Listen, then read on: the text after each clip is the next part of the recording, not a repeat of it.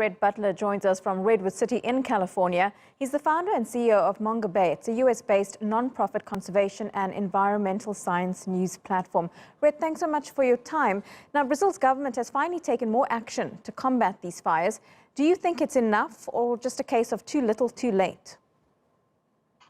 It's certainly a case of being a little bit late to the game. There's already been a lot of people on the ground in terms of NGOs and indigenous people and volunteer fire brigades trying to fight these fires. This is really like a short-term solution. Really, the thing that needs to be done is start to look at these policies that are driving these fires and this deforestation. You know, at the end of the day, if you just put out the fires, they're just going to come back without policy change.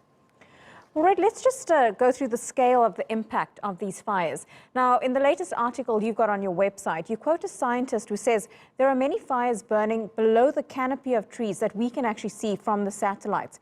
How damaging are those fires?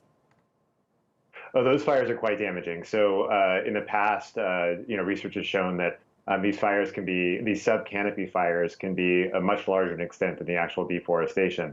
The problem with this is that those types of fires really kill the forest.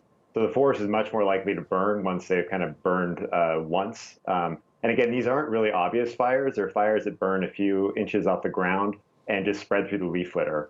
This is really only possible in either really dry years, which this year is not a really dry year, or when the fires are hot enough to spread. And so because these current fires are burning through recently cleared areas and degraded forests, they get hot enough to be able to burn into these intact primary forest areas.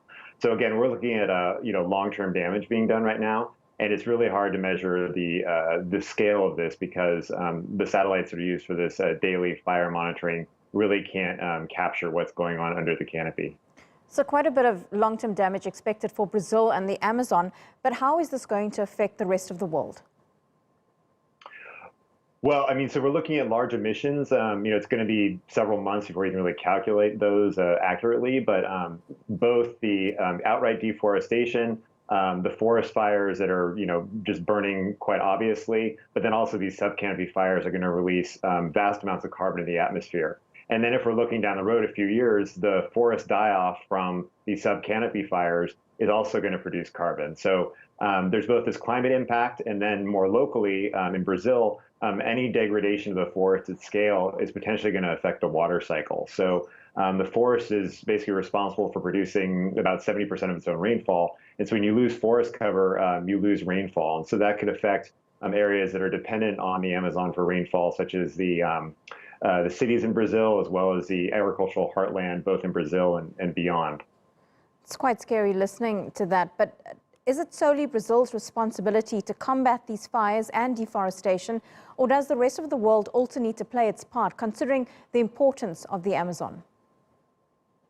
Well, certainly the rest of the world has to do its part. I mean, most of the Amazon lies within Brazil. It's its sovereign territory. So it's Brazil's land, but Brazil needs help because these services help all of humanity. So other countries really need to step up and offer support.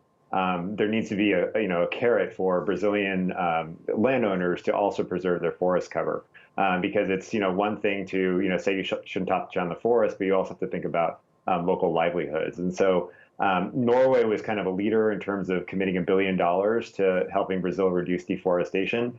Other countries haven't really stepped up. I mean, certainly not the United States. Germany and other European countries have helped to a degree, but Norway has really been the leader in terms of offering support for Brazil. So as these fires rage right now, other countries can help. They can send firefighters. They can provide funding to NGOs and indigenous groups that are working on the ground to put out the fires. So everyone's going to have to chip in to really deal with this issue. Yeah, definitely a global issue indeed. Rhett Butler, live to us there from California. Thanks so much for your time.